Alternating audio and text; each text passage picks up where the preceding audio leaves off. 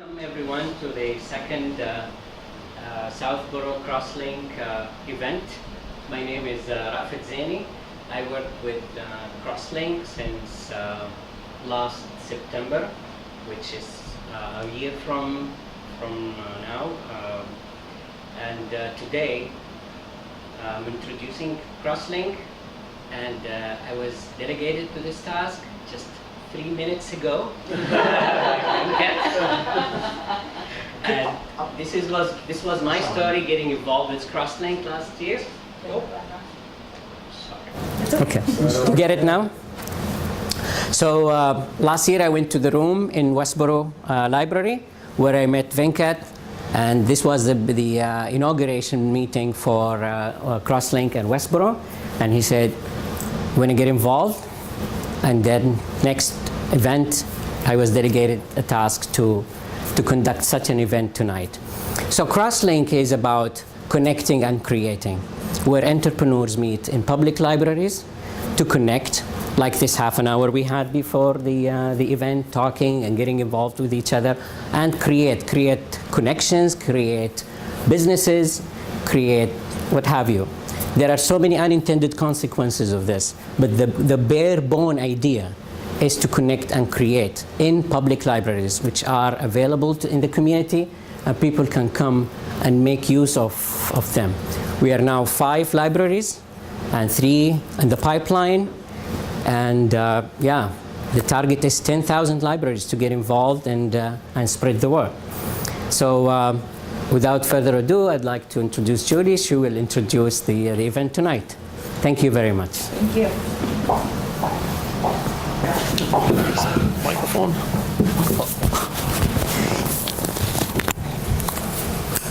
Thank you. Welcome.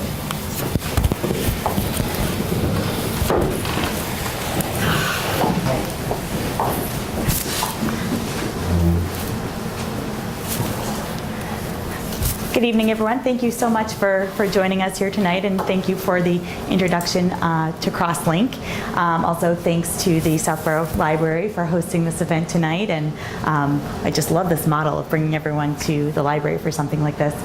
My name is Julie Connolly, and I am the Vice Chair of the Southborough Economic Development Committee, and we're kind of a baby committee. We've only been up and running for about 2 years now, and we have a broad mandate to encourage economic development in all forms in Southborough. So, we think about the bigger businesses along Route 9, but really we know, and from all the research and studies we've done, that we have such an amazing talent pool here in Southborough, and this is just such an amazing opportunity to bring some entrepreneurs together to think about and talk about ideas and how we can all kind of connect and help each other. And I really love this idea that you guys have been talking about of connecting. I think that's really an important part of our mission as the Economic Development Committee. So we're really thrilled to have everyone here and to meet everyone. Tonight we are going to hear from 2 local Southborough entrepreneurs. First we're going to hear from Ravi Minampati, and then we're going to hear from Raju. Ravi has a company called QE Drones here in Southborough, which he started about 6 months ago, and something I'm really excited for. He told me he's not going to be demonstrating tonight because he's not allowed to fly the drones inside, but we'll have to watch a video or something. But without further ado, Ravi. So everyone, thank you for being here this evening. There's no competition for the public interest in the day, I think, this Wednesday. So it was last week, I think. Thank you. You're welcome.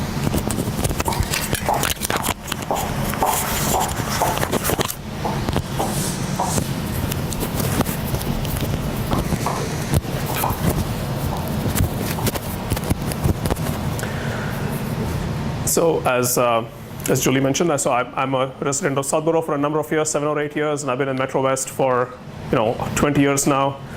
And so about 6 months ago, I started a drone-based business. There's a sample sitting right here. So what does that mean? So I guess maybe I should tell you why I'm really excited about this. So I've been playing with drones for about a year and a half or so. So last summer, August of 2014, we went out to the Finn school flying drones. That's when we got it. I just wanted to try it out with my kids. And my parents live with us. My wife is here too, by the way, Nausheen. I just wanted to introduce her. So the kids are really good at video games. So I know that they started flying it, which is great. And then my mom was there with me too and said, "Mom, do you want to try?" And she was really hesitant. She's an educated woman. She's been to college, but she's a bit of a technophobe. She doesn't drive, much less, she doesn't even ride a bicycle, to be honest, But then when I handed her the remote, within a couple of minutes, she just got the hang of it. And when I saw that smile on her face, I realized that that this is the time that consumer drones have really, they've reached that level of maturity that that almost anyone can enjoy them. And so I feel like it's sort of one of the things I do. I just want to sort of spread the good word about it, because drones are in the news for a number of wrong reasons, and I just want to be a good ambassador for drones. So the things that we do with our company is we offer aerial photography services. So which means with these drones take both still photographs as well as video. And the other one is we also have a drone pilot training program for adults, so they can sort of try before they buy, so to speak, because sometimes you just want to take it for a test drive, so to speak. That's number two. And the third one is something we're really excited about, is involving drones with STEM-based programs. So we just finished a 5-week program after-school program at Trotter School, teaching middle school kids how to fly drones, take aerial photographs, and then edit them. And so it's a way of introducing them to technology. And we have plans of further, because basically the drones are driven by software, so there's a huge programming aspect to it. So that's one way to introduce kids to programming and have it apply, see a practical application right away. And the fourth piece of the business is also sales of drones. We are an authorized distributor of DJI drones. And that's about the company. And there were a few things, something else you wanted me to cover? When did the company start? When did you start? Did you do last year? Yeah, I incorporated it last year, but basically it's kicked off about 6 or 7 months ago.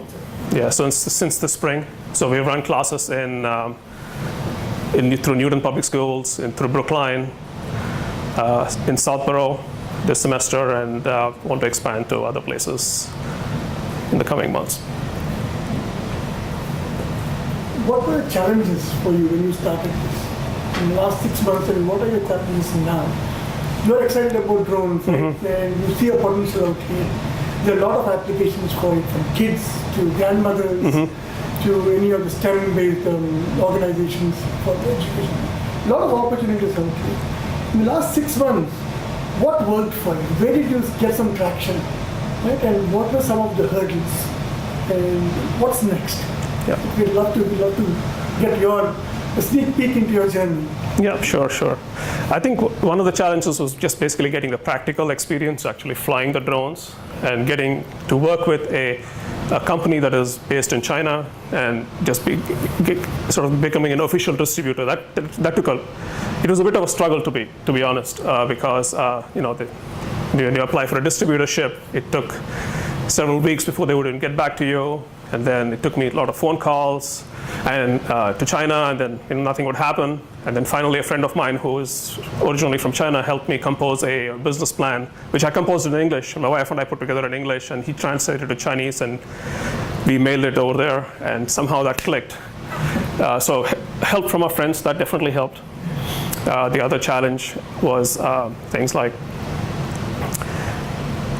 I think, showing educators that this is a valuable tool for teaching children about STEM-based programs.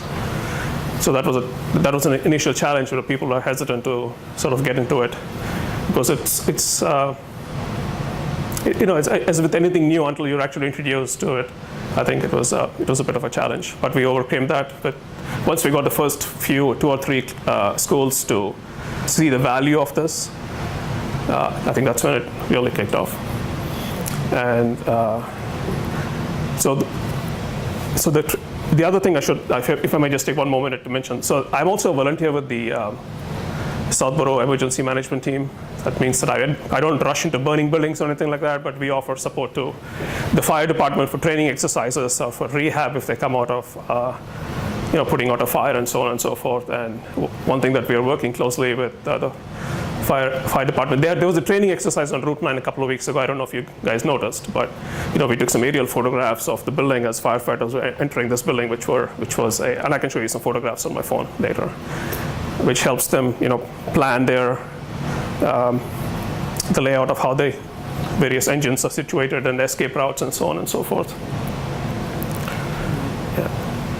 Yeah. Who are your customers primarily? So at this, that you sell the product to, you hope to? Yep. So certainly, initially, definitely friends and family, and eventually it was through some amount of marketing. People who are interested in photography or professional videographers and photographers. There's also always a big thrill to be able to cater to that community, and that sort of leads into the biggest challenge that we are facing today. Is that the sales is a small aspect of the business. It's one piece of the four wheels that drives the business. But given that this is Christmas season is upon us, and this is the time when people might make purchases for themselves or for their family and friends, if there's a way that I could market my drones and make because people always have a choice. They can go to Amazon or Best Buy and so on and so forth. But is there a way that I can show them the value of buying from a local-based business? So maybe I can pick your brains for that a little bit if you have some ideas about how I can. Actually, I know that Beth Milo, who runs our Southborough blog, every year around the holidays, she puts out. She does a piece on local businesses and a kind of a shop local thing, and it's actually something we talked about at our economic development committee meeting today, that it's something we want to get involved with, maybe a little bit behind the ball this year, but certainly in the future. So, absolutely, that's one thing that we see as our mission to encourage, to see the talent we have here, see the business we have here, and help them thrive by participating, by cross-referencing businesses, and by being customers and consumers. So we can certainly help you with that. Okay, thank you. I'm curious how you are, either now or in the future, thinking about financing as the business grows. I don't know if you're self-financed now, or you have some, friends and family investing, or how are you thinking about that? Just self-financing for now. Yeah. In the future, who knows? But I guess at this point, it's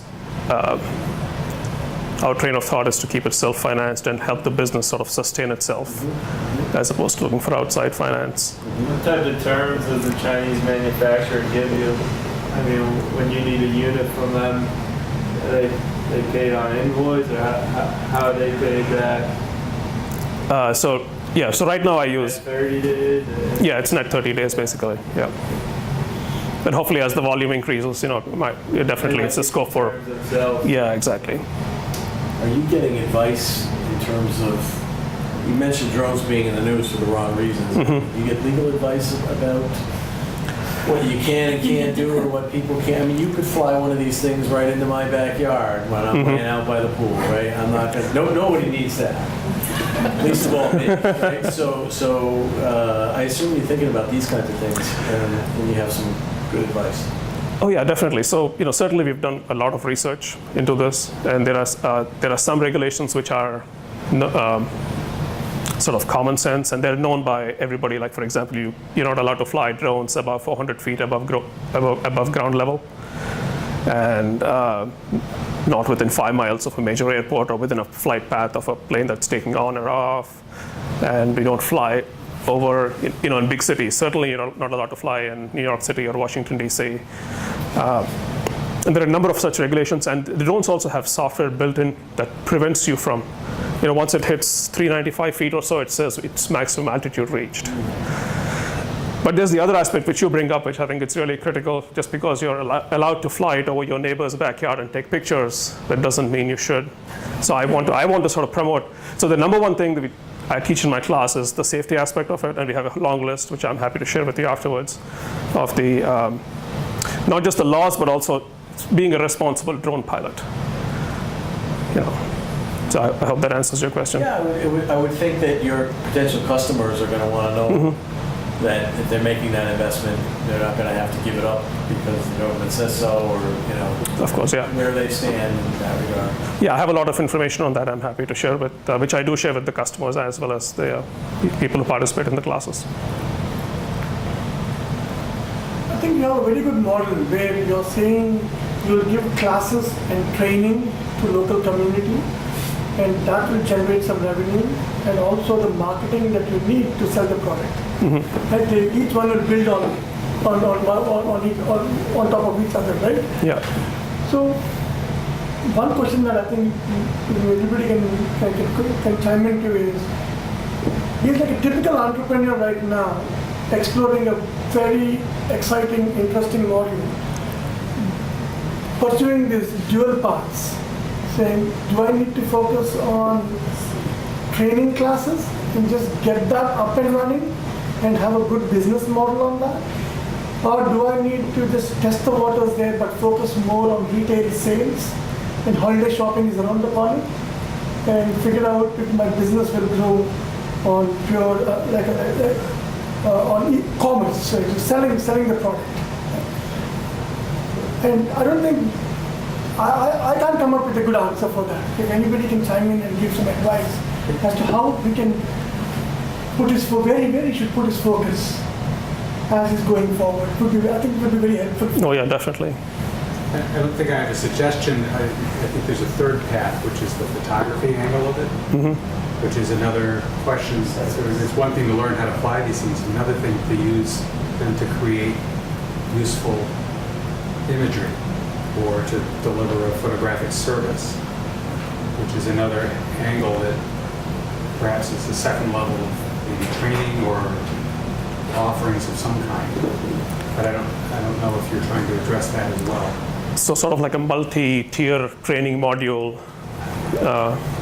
Yeah. Are you saying training or just a service where saying our organization will take pictures? Well, he's offering a service. So I'm a photographer. Oh. So I'm kind of curious about these things, but maybe for different reasons. But it does seem once you have one, then how do you do something useful with it if somebody wants to do something useful? There's going to be a market for those things, doing useful things. Yep. There's going to be a market for those things to do entertainment, if you will. But people will still need to know more than just how to fly the things in order to get the maximum value, whether it's entertainment or whether it's business value, whether it's photography or video or what have you. That's my thought. I actually have seen this service component of taking footage for wedding, birthday parties, graduation, Real estate. That's like that high-end real estate. Yeah, the Property Brothers, I guess, on HGTV recently, they've added this component. So you can see the property from the top. They use only to show different views from the side. Yeah, it's pretty. I've been watching that as well. And there's a site called Petapixel, which you might want to follow a little bit because there's a fair amount of cutting edge stuff being done there. But for real estate, flying around the property, not just the aerial view, but actually looking at inside as well as outside flying these things. So it's a different product. It's a different thing. So may I ask a follow-on question there? So I'm not a professional photographer, so it's a skill that I would have to learn. So would it be, and there are already professional photographers and videographers, I guess such as yourself. Would it make sense for me to sort of partner with them and teach them how to do it as opposed to me offering, I don't know. I'll be honest, I don't know. I mean, the kinds of cameras I use don't go up on those things. Yeah, exactly. That's what I was thinking. I mean, that's probably a still standard camera, whereas cameras that you guys use are specialized with all kinds of lenses. It's a $10,000 device to take a DSLR up. But there's people who've done it. Yeah. I mean, this is only one model of the drone. There are other drones which are, which are capable of carrying a much higher payload. Right. And people have stuck much more advanced cameras, certainly. So that's I don't a know the possibility, answer to that right? question, but, it's a curious thing. It's certainly creating opportunities that didn't exist.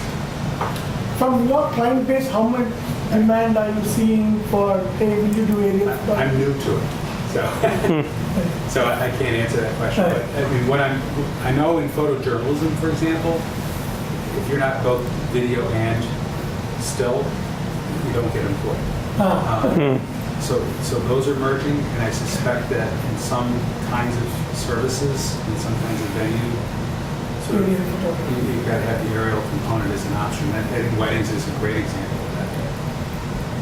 But if I buy a drone from Amazon, or Best Buy, you said, versus buying one from you, I presume if I buy one from you, I get personal services. Oh yeah. So that, I mean, isn't that the differentiation between, because I assume price-wise, obviously you can't compete with Amazon and Best Buy.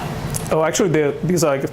I think the term for this is, I guess, they're fair traded. I don't know if that's the right term or not, but basically the manufacturer requires, everybody has to sell the same retail, or at least advertise at the same retail price. So I sell at the same price you would find on Amazon or Best Buy or anywhere else. But the add-on is being local. I can help people set it up and have it, like a flying lesson. I went to your website before the meeting, and whilst you say you have the classes in Southborough, it wasn't clear that you were necessarily a New England or a local company up there, because like all these sites now, when you go to the contact information, they expect you to do it all electronically, so they don't put an address on the site. They don't want to know you sort of with your snail mail or anything. And so if you're saying that's a service you're offering, I think it needs to be a lot clearer on the website that you are local, that you're New England. Similar to the gentleman last time with the container, the Eagle Leasing, who just serviced New England. Okay. And try and make it clear on their website that they're a New England company. Because otherwise, you could almost be in California and just have a few people up here that maybe are running these classes or something like that, as opposed to being based here. Okay. That's one thing was an observation I've made. Okay, that's a great point. Yeah, we will be sure to take a look at the website and make exactly that point, I think. Yeah, thank you. Buy from me, you can come, I'll come and look at it for you and fix it. It's easy to, if you've got a problem. So there's one other aspect of the sales. It's not of the drones themselves, but of the lessons. So I wonder if there's a market for like a holiday gift of a drone pilot lesson that people may be interested in offering to their, There must be, because funny enough, I was just looking at Groupon. And because they email you so much, don't they? And it's like the guys with his Ferrari and fancy cars in Connecticut, where you can go and drive those for an hour. Well, I would have thought, yes, there would be particularly as you say, you want to test it before you buy it, because they're not cheap, are they? So, put it on your website. I remember when I was a kid, they didn't have drones, they had little planes that you would control, remote control. And some were, I think you had a wire fishing line, and then there were others that were remote, if I remember correctly. And there were lots of clubs that formed up, and you could go to a field, and there'd be 20 people flying these planes that you could buy in a store as a kit. And so I think that could be a very appealing thing for youngsters who want to go out with their moms or dads and have fun as a hobby. Yeah, along the same lines, you might want to think about all the different ways. You thought of some, right? You thought of aerial photography, certainly recreation, but all the different ways that you can use this, and therefore that people will think, I would invest in this because, let's say, if I'm an aerial photographer, at some point I'm going to have taken all the photos I want, right? Or am I going to pack it in my suitcase and take it to the Grand Canyon? You know, I don't know. So taking it beyond just being sort of an adult toy, I think would increase its appeal. I have no idea what the price point is. Have you mentioned that? Did we talk about that? No. What is the price point? So the price, well, this, I think the cheapest one has reasonably good usability techniques starts around $700 to $800. But I think the 900, but 1,000 is probably a good price point, and then it just goes up above that. Yeah. $1,000. So what can I do with it if I were to buy it? There'll be a day, someday, 10 years from now, where everybody will know what to do with a drone, but we're not there yet. So educating your customer, I think, is a big deal here, because it is such an early, you are an early entry into this market. Okay, thank you. I do like the idea of giving a kind of lesson like you would if you wanted to fly a plane or something, where you say, okay, here's my rate, come for an hour, try it out, I'll show you how to use it, I'll show you what it can do, we can talk about different things you can do with this, and then one, that's a great marketing tool for you, because if they like it, then they might buy one, but two, that's also a separate piece of the business. What makes a drone versus a toy, right? Mm-hmm. Why is it so highly interesting to the government where you fly it, right?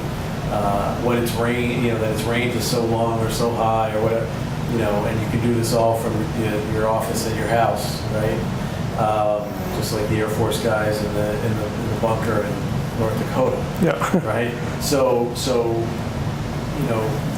it looks like a very sophisticated toy to me at first glance, and I know it's much more than that. But I don't know what I don't know about that. Mm-hmm. So you want to think about how to get that across to people. Okay.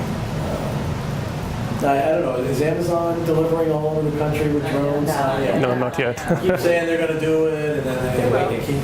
They might. Domino's wants to do it too.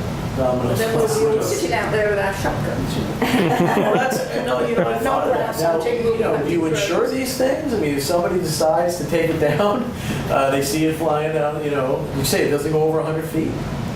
Or it has to go above 100 feet? No, it's the limit is 400 feet. Is 100 or 400 feet. 400, okay.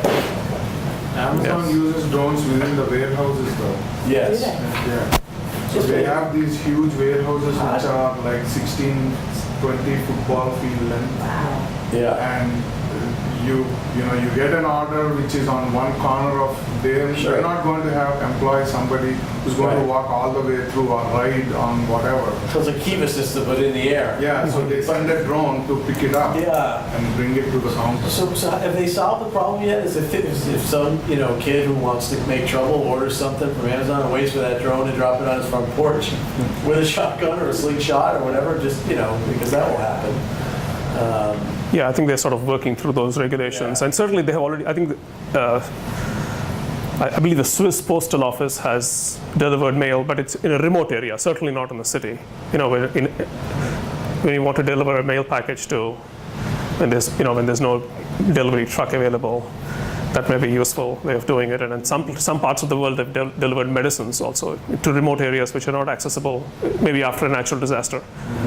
That makes total sense. Yeah. So, and it's certainly completely different to delivering a package into a suburban area, which is tree-lined with, overhead electrical wires. And so, your immediate challenge is this holiday shopping season. How can you move the needle on your business? Yeah. Get some. So EDC is here. How I don't know how organize a new entity like this can piggyback on EDC to get some strings to be pulled and some connections to be made. Yeah, and some local businesses. And like I said, that's something that we were talking about. We had our monthly meeting just this morning, and we were talking about a shop. And we were talking more for next year, but we're happy to try to, see what we can do this year. Kind of a shop local plan where we really try to reach out, network with local businesses, and help support them and advertise for them, and maybe come up with some kind of thing where everyone all the businesses sign on to it, and then, the Saturday after Thanksgiving, we have a Shop Local Day and advertise it that way. So there's lots of different things we're thinking about. As I said, we're a pretty new committee, and this is the first time we've really tried to get our hands around the holiday season and see how we can support local businesses. We're also coming up with a business guide, local business guide that we're working on right now. So that's certainly something that we can use to that we'd love for you to be a part of. We do a lot. We just got a really state-of-the-art website up and running, which we encourage everybody to check out. And one thing that we're doing on that website is we're working with Southborough Media, and we're doing testimonials of different business owners, and we're trying to kind of help promote local businesses that way. So certainly, I'll give you my card. We can be in touch, and however we can help you out, we're more than happy to. All right, thank you. For this holiday season, maybe you could do something in Southborough or some surrounding towns with Boy Scouts. That just came to mind for me. Like dads and sons, and they're out in the field, and they're having a day, and you train them all on how to do it. And all of these dads are there, and maybe they want something they can do with their kid. Maybe they want to buy a $700 toy. I don't know. But I thought of Cub Scouts. Okay, that's a great idea. Thank you. I think that's a big investment, getting them hooked on enjoying the experience. You're going to need to, I think, really drive people attendance to these trainings and get a good concentration, because I feel $1,000 is a big investment in a toy in general. Right, and that's, I think you want to get it, if you're really going to move the needle, you want it to go beyond being a sort of an entertainment or a toy. What else can I do with it? Photography obviously is a big one. Yeah. What else is out there? Maybe one area is to I always feel the best way to do a business is to leverage what you offer with somebody else who has a platform to sell it, like the hobby shops. And you have a close relationship with them. I mean, right here in Southborough, we have one of the largest metal detector companies right here on Route 9 westbound as you come in from Framingham, right on the right side. And you can talk to them because their standard model is from $300 to $400 up to $1,000 plus, depending on what you're looking for. That's kind of a specialty shop like you are, and I think meeting with the owner there would be might be very helpful. Okay, thank you. That's a great idea. Would financing help at all? Providing financing? I know, everybody uses credit cards or whatever, but so not for the $700 one, but anything above $1,000, would providing financing, drive that sale?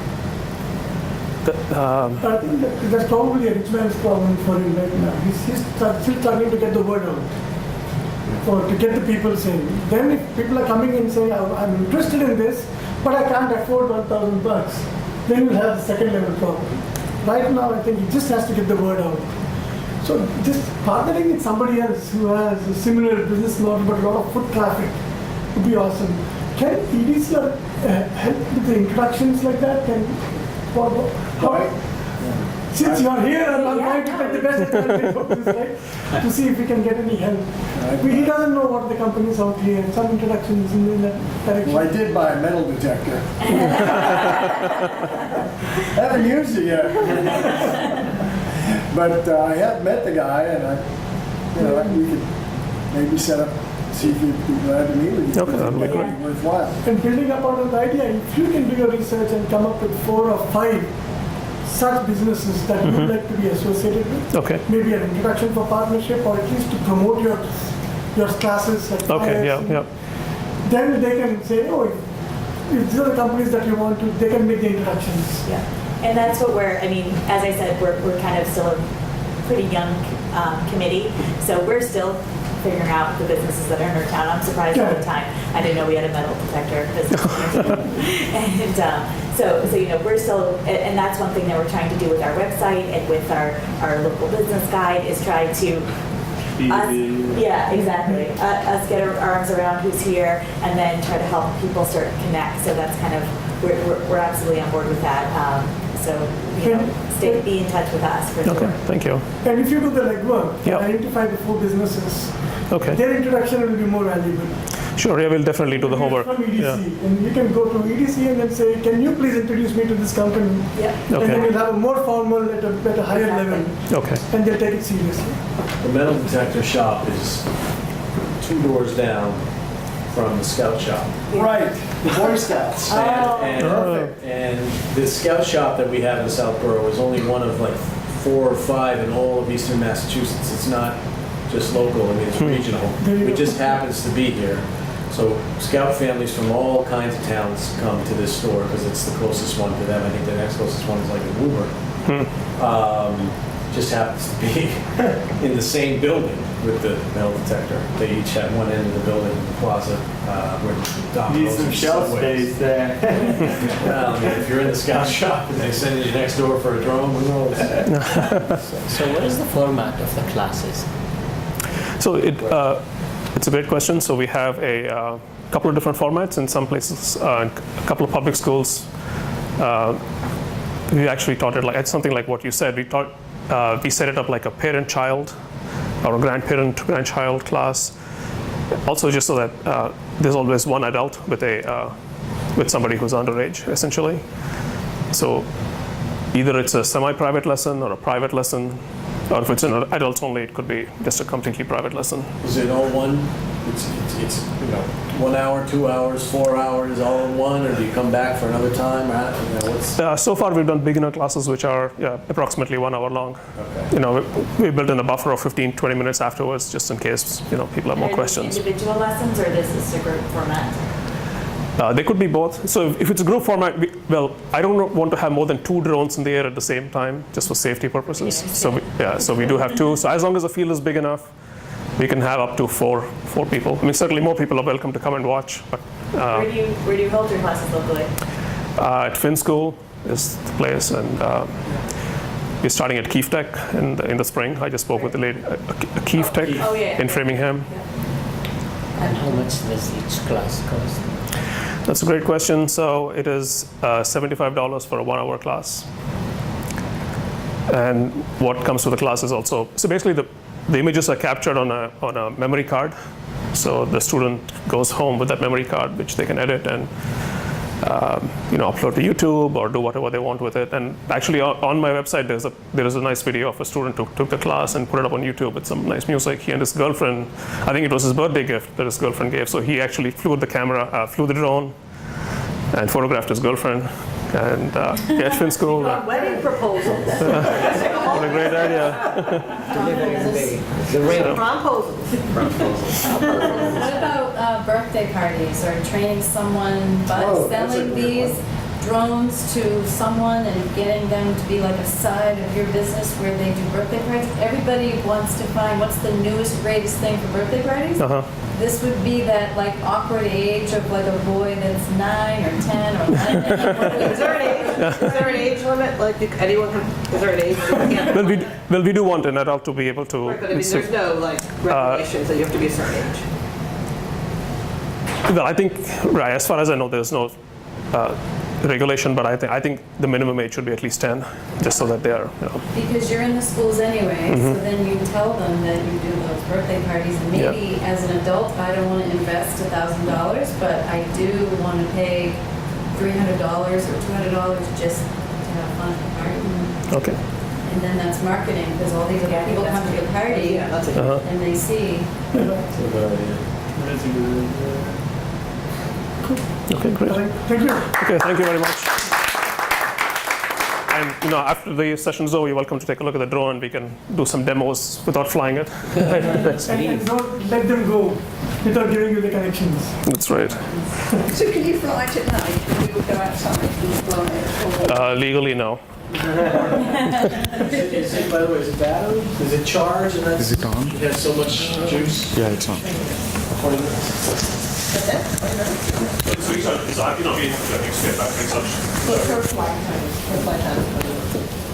have to go in a few minutes, but I'm just gonna listen to the beginning. Sure. Yep. Okay, thank you, Julie, the Economic Council, and Krosslink for having me here today. My name is Raju Datla. I'm a IT technologist by profession. After graduating from Southern New Hampshire University, I started my career as a software support engineer at a company called Sybase. And after 5 years there, I moved to IBM, and I was an account manager there for a little bit. And earlier this year, within IBM, I moved to become a program manager, and I mostly work with IBM's business partners and channel partners. So on the personal front, I don't live in Southborough. I live in Tewksbury, but this is the closest Krosslink facility or the event that I can come to. That's why I'm here. I was here last month for the kickoff. I have a young family. My son is 4 years old. My daughter just turned 1. And my wife, who was a software engineer, kind of took a sabbatical so that I can pursue my dreams and build a business, basically. So when oh, by the way, I'm a hardcore Patriots fan, and yes, I do believe that they're going to have an undefeated season this year. Okay, so when I started my my new role in IBM, I was asked to work with a team, which is basically the team responsible for building customer education. And there were some long outstanding issues that I was asked to fix. And what I found was that most of our material was outdated. Basically, the training material was outdated, and our business partners who were responsible for delivering these courses to our customers were complaining about the quality of the material. So for the last 6 months, I kind of worked with the team to fix some of these issues. We haven't fixed everything yet, but we've come a long way. So during this time, what I have learned is that the format for course delivery in the IT industry has changed quite a bit. For a while, the industry was stuck with its traditional classroom format for training, delivery of training. But in the last 4 or 5 years, that has changed, and now, customers or employees want to go to this self-paced virtual training classes. This is something you take at your own convenient time, at a convenient place, at a convenient pace, actually. So more and more companies are encouraging their employees to do this. You go to this, they're called SPVC format, to take these SPVC courses. And people who are outside the industry trying to get in, for example, the students who graduate, they're also more and more looking to go to these classes, because if they want to get in, build a career, they want to train on tools and software and upskill so that they can get a job in the IT industry. Now, what is SPVC? Self-paced virtual class. Okay. So over the last 4 or 5 years, a bunch of companies have stepped in to fulfill this need. If you go to sites for companies like Udemy, Pluralsight, or Code Academy, you'll see that they've done an amazing job in building these courses and the way they deliver these courses. They run on a subscription basis, so you pay $45, $50 a month, and you can take how many ever number of classes you want. And they don't offer just IT, right? There is photography, there is how to become a yoga instructor, a certified yoga instructor, and all kinds of classes. So coming back to the IT part of what these companies offer, the one gap that I have seen is that they offer courses for softwares and tools that are basically free. So in the IT industry, I don't know how many of you know, but there is something called open source or freeware. You just download, you don't need a license. So all these companies, all the courses that they offer cover those kind of products and tools. What I'm working on is to try and figure out a business model, a revenue generating business model where I can offer classes where license is required. So software where you need to buy a license. So I'm trying to figure out a way to build relationship with companies that sell this software for a price, and I'm trying to see how I can put together a model where I can be economical, be able to offer still at that price point, which is $45-50 a month as a subscription, but be able to fill that gap which all these other companies are not doing. So this idea of mine is literally like a 3-month-old idea. So I'm at a very starting state, trying to figure out a lot of things. There are a lot of unknowns, but I'm very excited because I see a lot of potential. I think it is a gap that can be filled with some innovation. And it is a revenue generating business model, I think, if I can build it. Training has been, or teaching has been, a passion of mine. Right from high school all the way through my professional career, I've always tutored or taught classes, be it my peers or outside of my company. So I'm very excited because this is something that I want to work on and build, which kind of I can marry with my passion for teaching. I think one of the questions that I had to kind of answer here was, what is stopping me from, jumping in or, taking the next step. So I can't pinpoint it is one thing because, I just got started. I don't know what roadblocks I'll have. Maybe 2-3 months down the line, when I get a better, clearer picture, I'll know what those roadblocks are. But I'm kind of trying to figure out how this works. But once I figure that out, I'm looking to jump with both my feet in.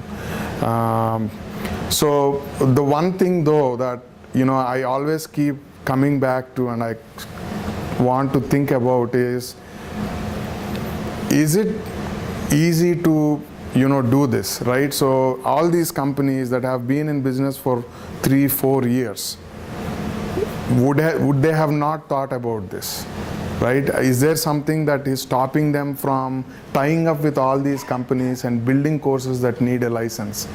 If it was easy, everybody would do it, right? So I'm always kind of wondering, how do I figure that out? I'm sure others have thought about it, but how do I get that information?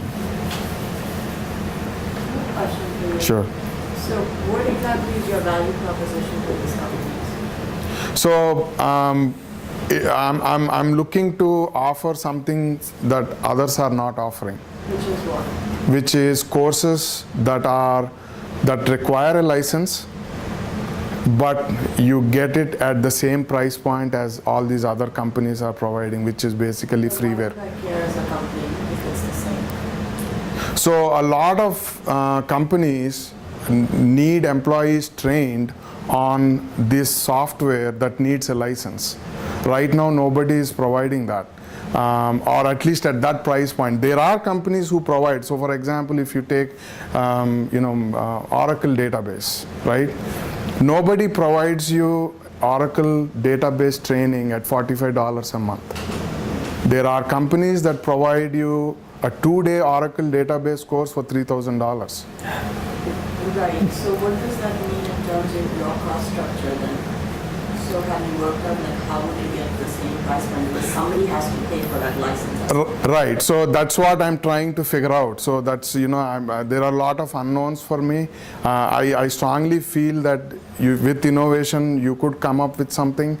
For example, a lot of these, big IT companies, they provide their software on the cloud now. Right. So you don't have to buy a license, install it, and you don't have to pay $3,000 per user per license, right? So Oracle provides databases on the cloud, and you pay as you use, right? They say 10 cents for every 10 minutes, so a cent a minute.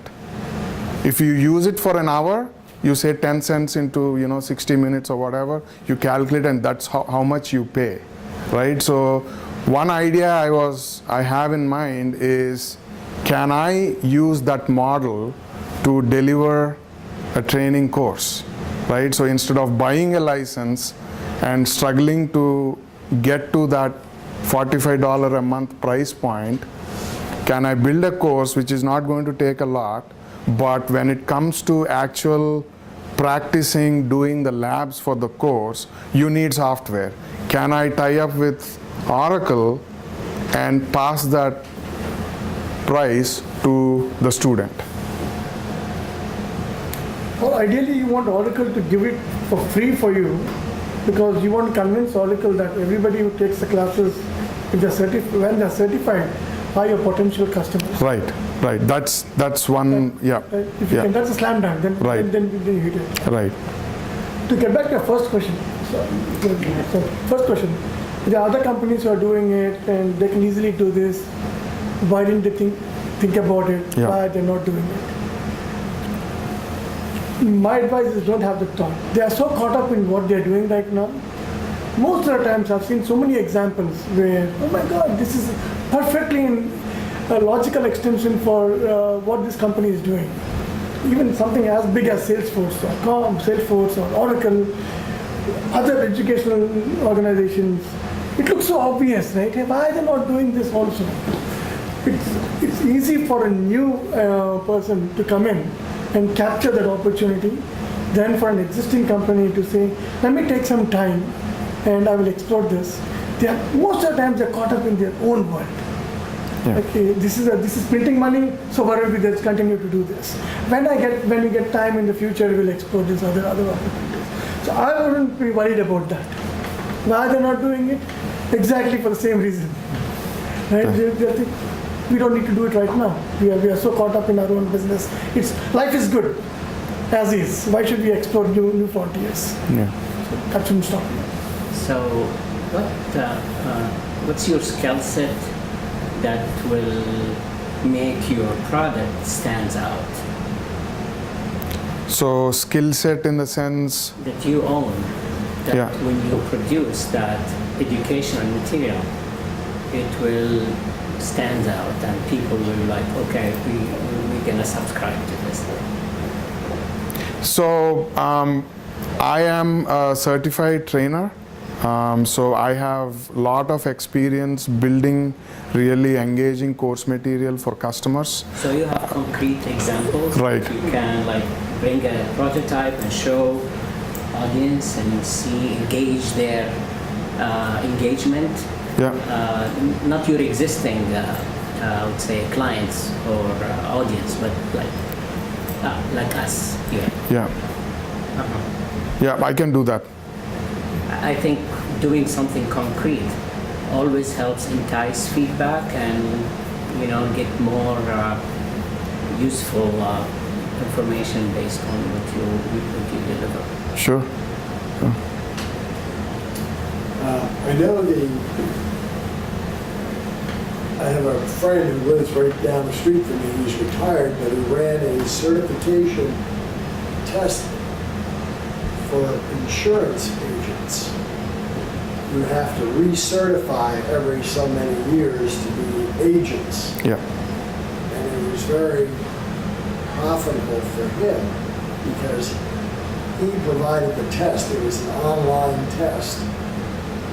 He did all the data management and would provide the test results to, I don't know the full details, but essentially people would just come to him because he had all the tests necessary for agents to be certified, and it became a very viable, successful business. Yeah. It sounds like everybody wants to be able to write down that they're certified in something. Yeah. A certificate, and you get the industry to acknowledge you as a certifier and that you've got a test site that everybody can use. Yeah, so that is really another aspect of IT training and course material and stuff. So there are tests that you take to get certified in whatnot, but then you need to take these classes before you even go to that test. So there are sites, all they do is provide you certification exams. Yeah, so you take a class somewhere else, then you go to this site to take the exam and get certified. Right. Yeah. And I know, sorry. No, please. No, and there definitely is some precedent, and of big companies providing licenses for free for students. I know, I'm an attorney, and when I was in law school, Westlaw and Lexis, were provided to us free, and those licenses are insanely expensive because they want to get you hooked on using their software. Yeah. So then when you go out in the world, that's your skill, is your use of that software, but you're reliant on it. So there is some precedent for that. Yeah. I mean, companies provide free licenses as long as you don't use it for commercial purposes. So you can't use that software to build something or make money off of it because they have provided for free. It's purely for educational purposes.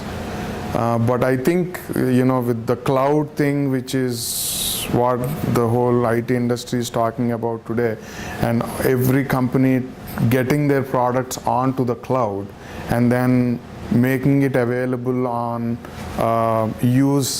pay for use basis. I can kind of design courses and then tie up with those companies to use their software and not have to pay for a license upfront. So are you targeting specific kinds of software or specific brands? No, not really. I mean, whatever is out there in most demand. So I got to kind of do some research. I mean, some things are pretty obvious, right? I mean, when it comes to software programming, there are 2 or 3 things, Java or whatnot, that is very popular. So things like that. I mean, you start off with, stuff that is, very popular. I mean, even just Microsoft Office. Right? I mean, it's available on the cloud now. You don't have to buy a CD, come and install it in your computer and use it. You just buy a subscription on Microsoft's cloud and use Excel, Word, and whatnot. So if I build a course for, say, Microsoft Excel, and then for hands-on learning, I tie up with Microsoft to use Word on the cloud, and then whatever the charge is, you pass it on to the student. It's still very, very economical for students that way. So why didn't you get started? Don't even talk to Microsoft. Pay for that license and see how many students will come. Yeah, I mean, so yeah, I need to. So, I need to do that. So, I'm just trying to research and see, and all these companies, they have a lot of fine print. I need to make sure that I'm not violating any, rules and regulations. How many different courses do you envision?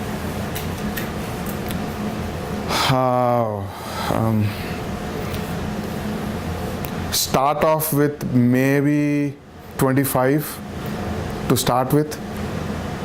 Well, and then what? How many beyond starting? At a certain point, I need to bring in people to create those courses. Yes. I have skill sets, but I know 4 things. Yes. Now there are 4 other things that that need courses for. So I need to find subject matter experts to build those courses. So it all depends on how fast I want to scale through. Does it also depend on how many people are out there that want to learn these courses, right? So at some point you get a little esoteric and you're not going to have the students, right? Yeah. Learning Excel, that's a top seller. Yeah. Right? But learning, I don't know, Microsoft Project is not as interesting to people, right? And would you be better off figuring out 25 to me sounded high. Figure out 10 that people want and get them developed and get them out there. And you'll learn where you're saying I need to research and figure out where the pitfalls are, but maybe you just have to go start doing it, and then those things will present themselves. Yeah. But this kind of, it's a great concept to have very robust training for a very economical price. I suspect if you're a success at it, you may have competition also very quickly. Yeah. You don't want to wait around too long to sort of try to establish yourself. Yeah, the one thing that I've kind of realized is the entry barrier is very low. So I need to figure out a way to, Think about SAT prep. There's plenty to go around, right? So you can't, these SAT prep places make tons of money. Yeah. And, there's plenty of students to share. Yeah. So even if you're the first and you're not the last, I think you want to make it accessible. Yeah. So I think some of the research may already have been done for you.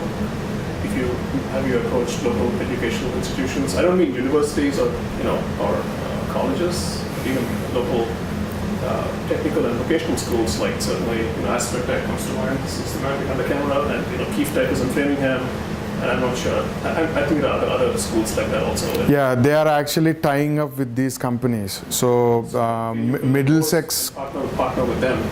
Yeah. That way you already know how many students are already interested in this, who might sign up for an Excel course. For yeah, Middlesex Community College has tied up with a company like that. So anybody who wants to take a certain kind of a course, they just direct you to go to that site and enroll there. Yeah. So you will have the enrollment numbers already. So last semester 20 people were interested in Excel, but only one person was interested in Microsoft projects. Yeah. So I think demand is there.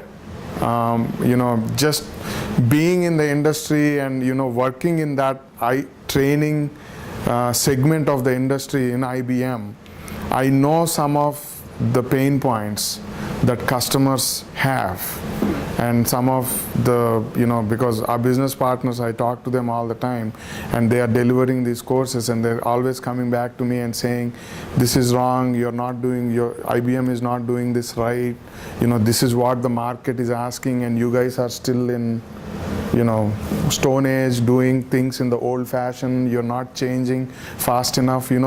So I think the demand is there. People want, and there is interest for this new kind of format delivery. It's just getting things up and running, and I think for something like this, you won't get enough research, right? There's no one place to go and say and read a report and say, this is how it looks for the next 10 years, right? So you just have to jump in and learn on the fly as you go. So to his point, what's the simplest, easiest, quickest, dumbest starting point for you? Excel, something. What would you do tomorrow morning? Let's say if you have to start it tomorrow morning. Start with Excel, or you start with Java, or yeah, I would get that right. Which one would you pick? Yeah, I would start with Java. With Java. Yeah. So, what's stopping you from starting it tomorrow? Frank. Yes, it is. Yeah. So I don't think you can just offer, just license-based courses. You need to offer the whole plate, Your premise is if your value is in the license one, why wouldn't you pick the least license demanding one or something? Like, what is your goal? Do you want to work out it end-to-end? How would it be? Because I do agree with you that the barrier to entry is low. Then you really want to find a way you're going to differentiate yourself, either in the way you're going to deliver the material, maybe you do gaming instead of traditional delivery, I don't know, something, because only the price of the license cannot be the thing, because like you said, like tomorrow you'll have 10 people doing exactly the same thing. Yeah. Isn't a low-end competitor for you Excel for Dummies on the library shelf? Right? Without the license, though, it sounds like. Because Excel for Dummies, do they give you like a disk or something? Probably not. Probably. Yeah, you'll maybe an educational use one, Yeah, you still need to buy a licensed copy of Excel, install it to learn it hands-on. I mean, you can read through the book, but unless you are practicing on Excel, you learn only so much. You can get only so much out of it, right? So, yeah. Apple does this kind of model training on their software. Like when you buy the Apple laptop, if you want to know about the iMovie, on their website, they will give you all these bite-sized training. I did this personally on a weekend. I learned iMovie, and by the end of the weekend, I'm producing first-rate quality. Right. So this is not happening at Microsoft, for example, or others. I mean, this has been now at least for 5 years. Yeah. Apple have been doing this. Is this happening in other countries? Not in enterprise software. Enterprise software. So this is your target market. Yeah. So you have your iPhone already there. All you need to do is look at the video and follow the instructions. But when you take, say, for example, a Microsoft or an Oracle database, the example I gave before, they will have a video there, right? They'll have a video on how to install the software. But unless you have the actual software, you're not going to learn anything by just looking at the video. So you're actually targeting enterprise software which needs a license, right? Otherwise, everybody is doing it already. Yeah, so your target customer, is that the enterprise or is it the individuals? So it is both, right? So as I was telling earlier, there are students who are graduating who would want to learn and upskill. They don't have a license. So they at that price point, I think it would be very attractive to them, especially if it is a virtual classroom. They don't have to travel, go somewhere. But then at the same time, enterprise customers are also a target, just like how I was saying. Merrimack College, community college, is tied up with a company and asking its students to go to that website to learn whatever. So I have a quick question. Yeah. Do you still work at IBM? Yes, I do. So why can't you leverage IBM? Like, for example, they must have software, right? Like, Right. Why can't you start with something you already know? Yeah, so I got to quit. It's conflict of interest, right? I mean, IBM is selling its courses. I'm taking advantage of everything that I know within IBM and building my own business, right? So It's the American way. yeah. But coming back to what you were saying, so you were suggesting that just focus on stuff that all the others are not doing. There's a service mark you can get for it so nobody duplicates that. Right. Then, you'll have some space before people catch up. Yeah. Okay. Will it be helpful to start with one reference client like this library and then put together a quick tutorial for free? Yeah. Just sweat and blood, that's it. Right? And library will have some license. And then they offer it for free. But the next person you talk to, you can say, hey, Southborough Library is using it. Right. You got a reference point, and you got started. And you have two advantages. One is obviously you have a reference point. And also once you start, there's no looking back. If you don't start, you'll always try to look for reasons for not doing it. I need to do a little bit more, and maybe something else is not allowed. Maybe some company will tell me not to do it. But once you just jump in, you're double motivated to say, you know what, I already did it for free for this library, come on. I can't let this go for wasted, right? Yeah. And now you're even more motivated to do it. Yeah. So even if it is not an enterprise software or something, just to get started. Look at the simplest, cheapest, easiest, and the first customer, and you might be probably looking at one over here already. What a radical idea, library, right? Library, and then just offer it. You probably signed a non-disclosure intellectual property sharing agreement when you joined IBM. Make sure you're doing this in your own time, Right. off hours. Yeah. You're not running into that because if you build something nice, Yeah. That's right. Yeah. be serious. Yeah. And I'm usually on the other side of that. speaking about the libraries have many free training resources that are being paid for, but they're available for people who have library cards. So check out, I think library is a good starting point, and you can see because they really have access to many softwares, and some of them are specialized. Yeah. And you can find where you can start from there.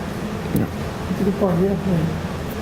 And maybe the library will also pay, I don't know. Maybe you can get the first paid customer too. But even if you don't look at it as your revenue model with the library. Yeah. It's an excuse for you to get started with a purpose, right? And you'll have a reference point too. It might help you find a reconciliation if not anything else. Correct. So December you'll have a free course up and running, and then you'll be presenting the course here. Next month. Show us a demo next month? Show them demo next month. Yeah, you put too much pressure. That's how it works. Welcome to the world of entrepreneurship. That's why you're here. That's right.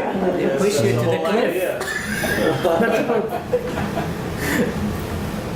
On camera, are you taking up the challenge? So it'll be awesome. First, I don't know, by December, I mean, we are already in November, right? you have 30 days. Yeah. Quarantine.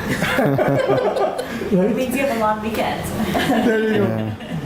Just know that any business getting started is hard work, and it'll pay off in big numbers. You'll be working 24/7 to make it happen, and that's what makes the difference in the marketplace. I had my own business for 4 years. It's fun, it's exhausting, it's challenging, but you got a lot of people who are. I loved it once. I got in a cab with a Russian who had emigrated to the States. And he said, America, great country. You start business in Tewksbury, shut it down, we go to Iowa. Everybody's waiting for you to start a business there too. Everywhere you go. America is one of the only countries in the world that has the infrastructure to support startups, loan officers, lawyers. They're there. So it's just taking that idea and believing in it and running. And more importantly, a second chance. Yes. If it doesn't work in this library, you won't feel like, oh my God, it's a failure in this library and I will not get another chance. This library itself will say, hey, give it another shot. Or you can go to another library. So you'll always have a second shot. So you don't have to wait for that perfect one shot, one opportunity that I have in my life, and I have to use it. Just get started. I think 30 days is more than enough for you. In fact, It's rapid prototyping. It's not like it doesn't have to be perfect. How about this? Give me some support here. If you can't do it in 30 days, it's not worth doing. Right? Yeah, how will you go to 25 courses? How will you go to 25 Were you not in the room when I talked about I have a young family with kids? If they are 4 years old, they can code. Get them. Child labor laws aside. But, oh my God, I didn't know there was a lawyer out here. Coding is nothing. Long journey, first step, the old saying, longest journey begins with the first step. There you go. My college professor used to say, how do you eat an elephant? One bite at a time. One bite at a time. I thought that was an Indian thing, so I guess not. Maybe he was. So we have the presenter for next month's event, and we will be seeing a demo. Deal. Congratulations. You beat me down to it.